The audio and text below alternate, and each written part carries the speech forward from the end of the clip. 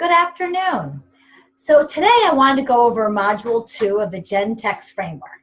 So Module 2 consists of three things: empathy, compassion, and trust. And just to give you a background on Module 2, we hear all the time from teachers that kids just don't have empathy anymore. And we've been really studying why that is and why it is that teachers think that. And I think a lot of it just has to do with the times that we're living in, because I think there's less family time, there's less time with adults and parents spending with their children, teaching them certain things around the dinner table. Just everyone's busy. Everybody is checking their email, working on their computer, or working two jobs. And there's a lot of single parent homes these days. And so for that reason, kids just aren't having as much time, quality time with their parents to learn about empathy and compassion. So our thoughts are the reason kids don't have empathy is because they're not experiencing empathy.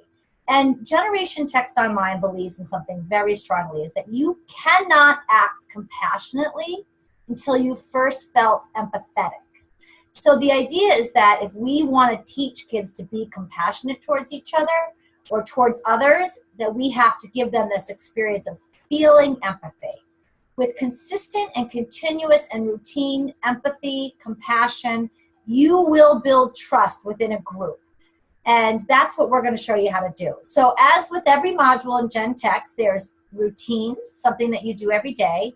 There's practices, which are 21st century practices that you use in the classroom. And then there's a learning activity. So for the routine, it's actually the same routine that we have in Module 1, which is greeting your students at the door on the day of these lessons. The goal is to eventually do this every day, but let's just start with doing it on the day that you're doing the intervention lesson. So you stand at the door, you face them with your shoulders straight onto them, you give them eye contact, you shake their hand, good morning, and you say something positive, even if it is, I'm so glad you're here today. And you start them to come into the classroom knowing, here's what's going to happen today, and here's how I want you to feel, by role modeling compassion and empathy and a trustful area that you're coming into. Also, eyes, ears, and mouth, respect, eye contact, and active listening, building from Module 1. So the practice is also the same practice as that you're going to be using in Module 1, which is using inquiry-based instruction to ask them to respect you and to respect each other. So boys and girls, if you want to show me respect right now, what do you do with your eyes? If you want to show me that you care about me, what do you do with your ears? And if you want to show me that you're interested in what I'm saying, what will you do with your mouth? So that again is, you are giving them this idea that I'm asking you a question, therefore I'm not telling you what to do and I'm not telling you how to behave. Instead, what I'm doing is I'm giving you an opportunity to use your thinking skills and to reflect on your behavior. And that is giving us empathy and acting compassionately towards us. And so the learning activity for Module 2, empathy, compassion, and trust, is going to be an activity called the high-lows. So your group will get in a circle so that they can all have eye contact with each other and give each other appropriate body language. And everybody's going to take turns going around sharing something. And they're going to share their high, which is the best thing that happened to them this week.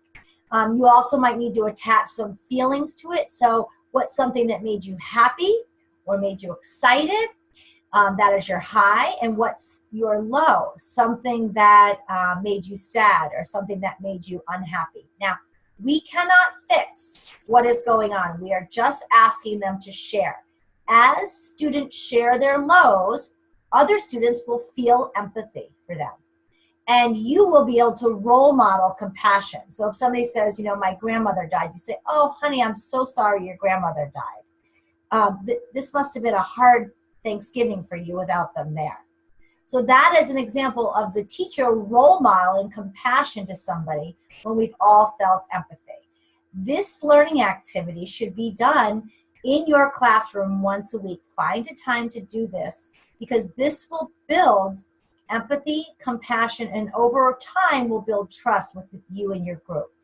You may want to preface this learning activity by saying, remember, what happens in here stays in here. This is something we're choosing to share with each other. It's not meant for other ears. It's not meant for you to talk about this outside of this room. But I will promise you that your students will love this activity, whether they're 18 or whether they're 7, and they will ask you to do this activity. Now, it's very important that the teachers and the adults in the room share their highs and lows as well, because it shows a trust that you have with them. And it shows them that it's okay to have a low. We can't fix our problems and we can't fix things that are happening in our lives if we first don't know and identify what those things are. So all the while during your high-low activity, beware that if anybody in the group is talking to somebody else or not paying attention, is that you say to them, Johnny, how do you think it feels to Catherine when she's sharing her high-lows and you're not paying attention? So you're asking them how it feels. So you're starting to connect empathy with emotion, how it feels to somebody, how your actions affect others. And that is an introduction to Module 5. So if you have any questions, please contact me. I will send my email and my phone number. You're welcome to call, text, or email. I would love to come into your class to assist you with this process. So if you give me an invitation, I'll be there. And if you have any questions, just please don't hesitate to call. Thank you so much. Have a wonderful day.